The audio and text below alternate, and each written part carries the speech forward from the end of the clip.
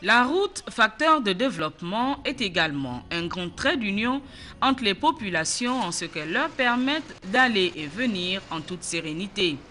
À l'intérieur du pays, la route devient de mieux en mieux praticable en toute saison.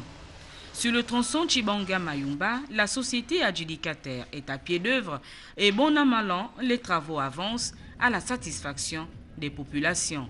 Il y a eu quand même un peu quelques avancements entre la fin de la plaine et le premier grand village qu'on appelle Malunga. Là, on a quand même vu les gens vraiment se presser. On ne sait pas, est-ce que c'est là encore le chef de l'État qui a essayé encore un peu n'est-ce pas, de rappeler aux gens à l'ordre ou bien, bon, je ne sais pas, mais je pense qu'à ce niveau, il n'y a pas de problème. Nous, l'important, c'est de recevoir la route, de recevoir le pont, et puis le reste, ça suivra.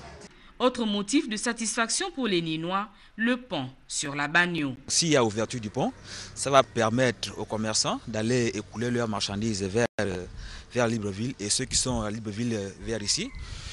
C'est encourageable. Et là, comme il y a maintenant le pont, là c'est bon, quelqu'un peut partir, peut revenir. C'est grâce à Ali Ben Bongo, qui est notre président aujourd'hui. En tout cas, ça avance. Nous sommes vraiment satisfaits.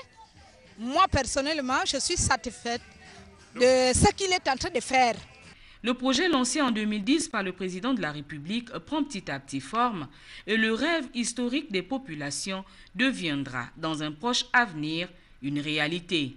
Les chantiers, on peut dire vraiment, comme vous voyez ici, ça marche très bien. On est sur le tablier.